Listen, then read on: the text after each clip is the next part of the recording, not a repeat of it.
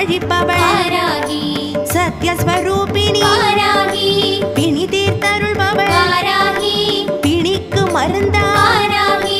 பூரணி காரணி புவி காக்க வந்த